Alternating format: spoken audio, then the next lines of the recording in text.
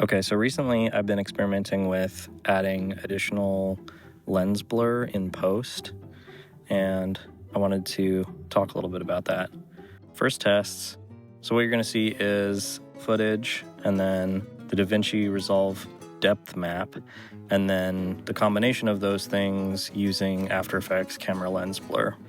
And the point of these tests wasn't to make something that looked good. I just kind of wanted to see what the limits of this were so far. Almost immediately, it reminded me of the Apple portrait, mode kind of technology.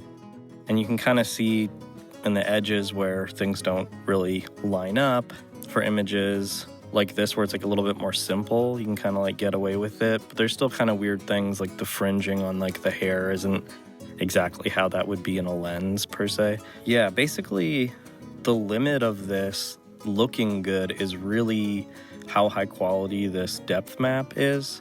If this improves and gets more accurate, there's no reason that this effect can't look flawless. This is really just sort of like the main sticking point. With these tests, I had to keyframe the blur focal distance to keep the subjects in frame. All this footage is from Pexels, and I was just grabbing them to get a variety of different shots. Okay, second test. So I was curious, since you're able to control in the After Effects camera lens blur the aspect ratio of the blur circles, I was curious about mimicking more aspects of the anamorphic look and, try to get that ovular blur circle. I did this test where I tried out a little rack focus, and I'm also doing film emulation on all of these. But it's all really just the same thing over and over again. It's just using this depth map and then using the camera lens blur. Third test, I was kind of curious about shooting something for myself. So I shot this test. It's all with a 14mm lens. I'm adding a little camera lens blur, optics compensation, and then some film emulation. And it's the same across all of these. So just showing the depth map, the lens blur, little optics compensation for that kind of barrel distortion that Anamorphic can have, and then some film emulation. If you're curious about the film emulation, I am using Juan Malera's Power Grade, Film Unlimited, and then I'm adding some additional stock film grain on top of it to get some dust and scratches and some things that are not going to come up in a procedural grain. Okay, so for the fourth test, I wanted to choose a shot where it would really emphasize the blur circles. So I thought this nighttime shot where you could see the cityscape would work really well. Yeah, this shot is from Artlist. So here you can see the depth mat. There's a little bit of this post-processing effect that I'll show you in a little bit where it brings back some of the original image. And then, yeah, we have a little optics compensation in After Effects. And then the camera lens blur. And then this is sort of like an edge swirl, kind of similar to what you might get with a Helios or the Lens Baby Twist 60 or whatever that is. And then some film emulation once again. Okay, how to kind of.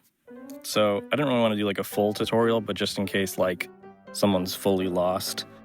If you're in Resolve, in the search effects bar, you can find the depth map.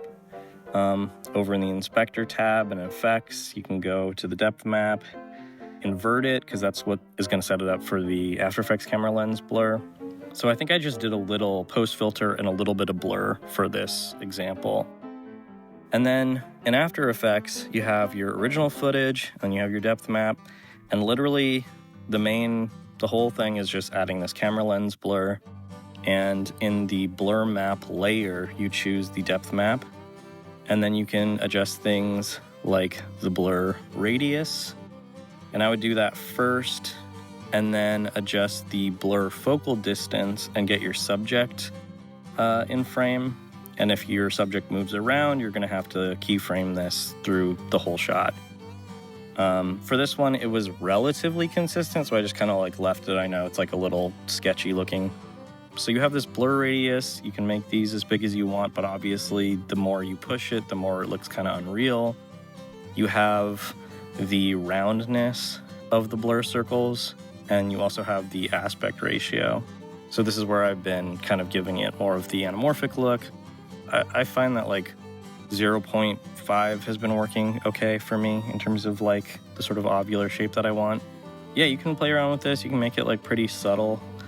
And yeah, one other thing that I know I didn't screen record, but like I did do was in the highlight section, you can change the threshold for like the kind of like whitest spots in the frame and add some gain and add some saturation. And I did that for one of my examples with this. So some additional things you can do, getting a little bit of barrel distortion, parenting these two clips, and then scaling it so you kind of get rid of the edge. And then if you want that swirl effect, I just pre-comped the footage. And then I added a radial blur. And the setting was, the type was scratch. And then the amount was like 2. I thought more than that looked kind of like insane. But do whatever. And once again, we're gonna have to crop in.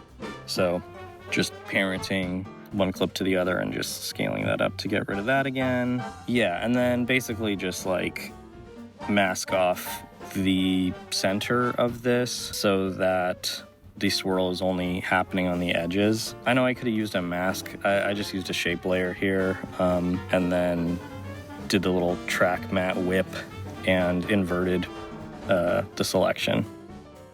So then you just have it on the edges, and that's kind of what that looks like. And then here's my other example, once again, with like the film emulation and the kind of like more pronounced effect. I also added like this little film fade thing, which I have a video about on my channel. Yeah, that's pretty much it.